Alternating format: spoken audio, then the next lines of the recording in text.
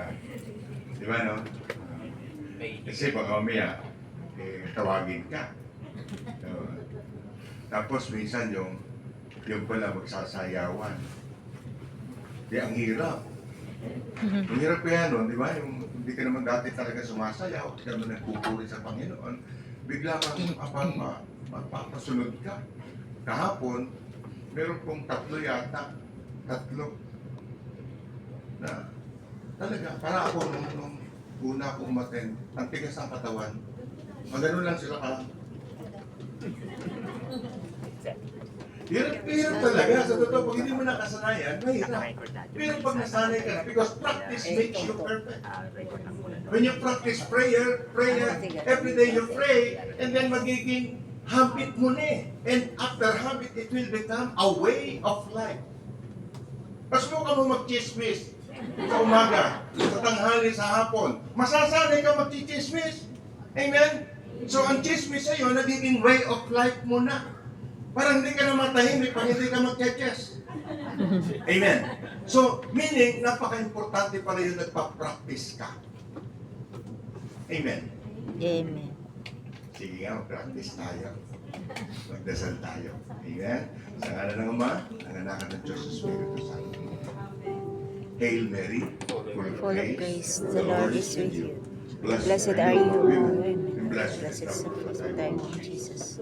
Holy Mary, Mother of God, pray for us sinners, now and at the hour of our death. Amen. Glory to the Father, to the Son, to the Holy Spirit. As it was in the beginning, is now and ever shall be, world without end. The name of the Father, the Son, and the Holy Spirit. Palakpakan po natin, Panginoon. Bakit ba ako nasa Hong Kong? Bakit ba tayo nasa Hong Kong? Para sa pamilya, para sa pangarap, at para sa Diyos. Bakit nasa huli yung para sa Diyos? Bakit, Brother Vic, para sinadya mo namang nasa huli? Di ba dapat nasa una yun? Pero madalas po ganun ang tao eh. Huli ang Diyos. Sorry, ako po yun. Noong lumang buhay ko. Tatawagin ko lang ang Diyos pagka may kailangan ako. Tatawagin ko lang ang Diyos pagka nahihirapan ako. Tatawagin ko lang ang Diyos pagka po ako ay hirap na hirap at may problema. Pero pag walang problema, okay lang. Madalas, ginagawa ko po ng apelyido ang Diyos. Ano yung apelyido niya? De Remedio. Diyos de Remedio. Ganun po ako nung araw. Noong lumang buhay. Pero na-encounter ko siya way back 40 years ago, 1986. Nag-iba ang pananaw ko. Nag-iba yung buhay ko. Nag-iba yung perspective ko. Umaga pa lang nagpupuri na po ako sa Panginoon. Kami mag-asawa, umaga pa lang nakaluhod na, nagro-rosaryo na, oh my God, ang buhay po namin ay napunong-puno ng kasiglahan. Siguro, sabi ko, kung di ko nakilala ang Diyos, siguro pupulutin ako sa kangkungan. Amen. Amen. Amen. Kaya nga, pagka ikaw ay lagi nasa presensya ng Diyos, ang buhay mo nagiging masigla. Ang itsura mo bumabata. Amen? Amen. O ilang taon na po ako? Sige 60. baka magkamali kayo. Hula daw, hula.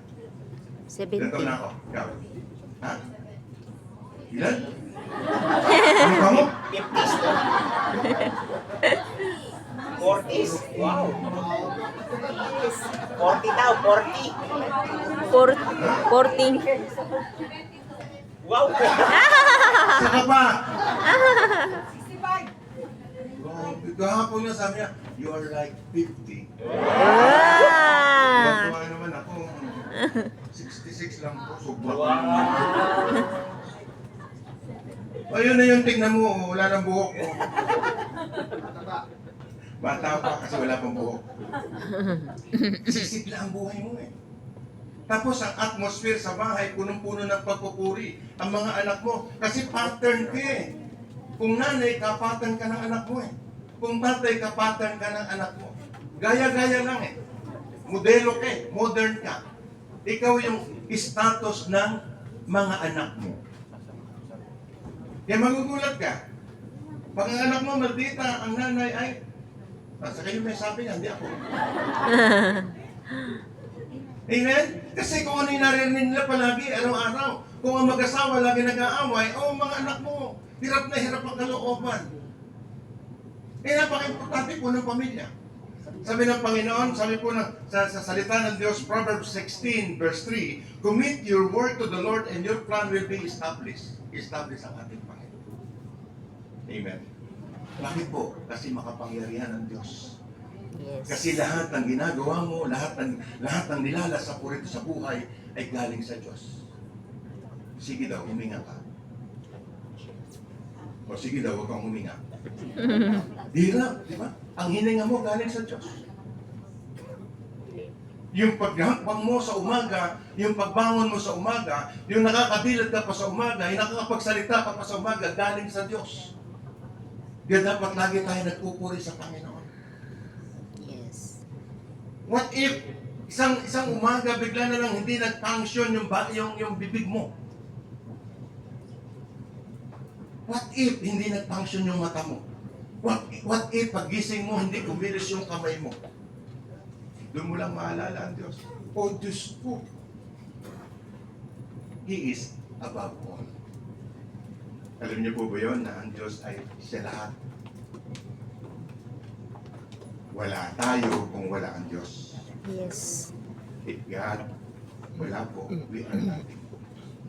Pero kung wala po tayo, ang Diyos po mananatiling Diyos. Amen. This morning, magpupuri po tayo.